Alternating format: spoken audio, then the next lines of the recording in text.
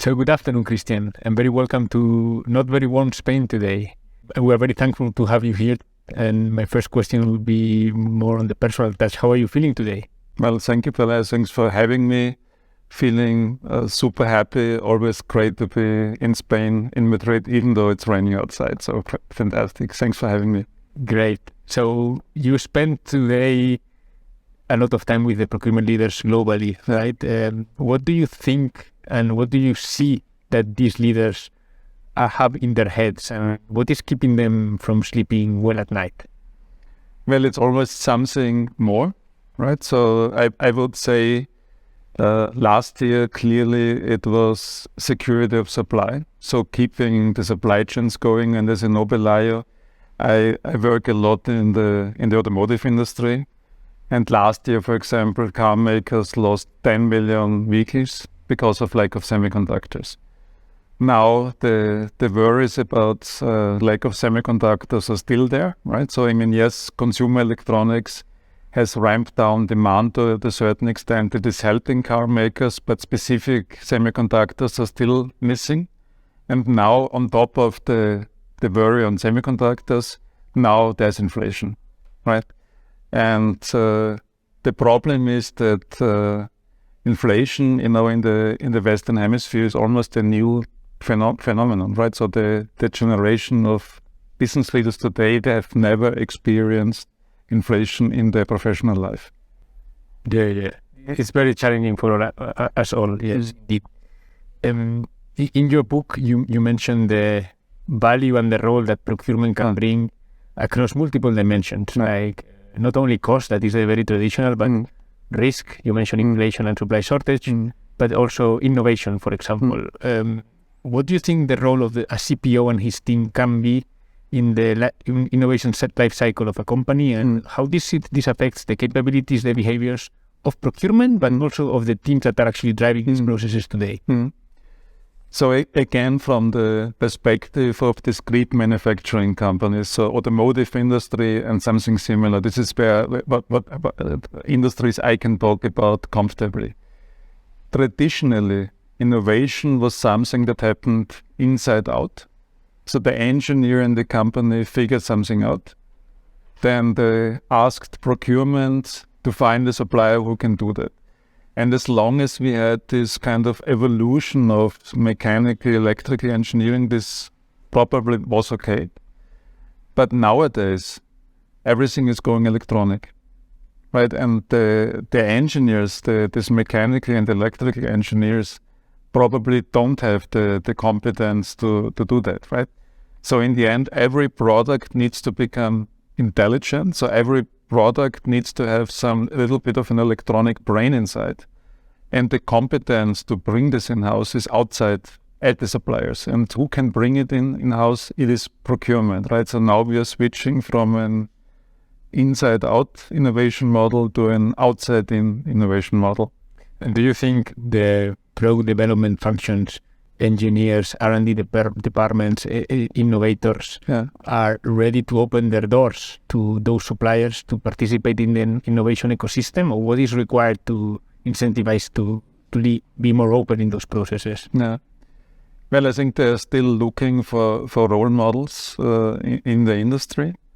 Some of them are learning the hard way, right? After trying it the old way, the inside-out way, and seeing that it delivers suboptimal results, then they have another go at this outside-in way of doing it. But I think it will take time for this gradual change, and I think this is also something that needs to come top-down from the CEO, which is one of the reasons why we wrote this book. Exactly.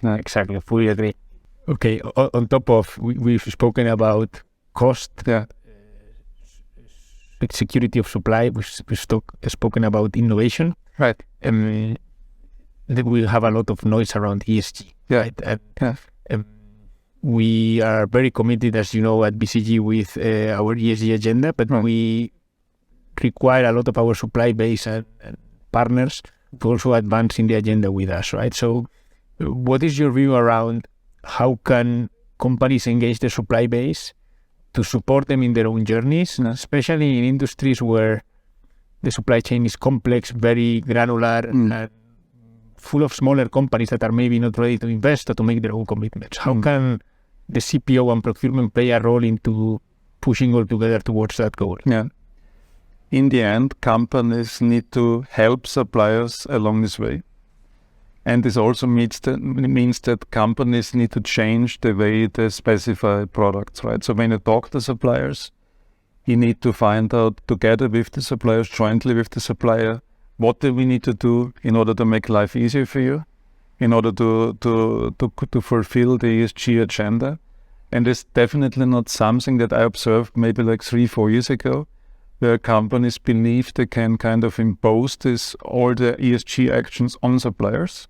And by the way, just absorb it in your cost. We won't help you. So that old mindset won't work.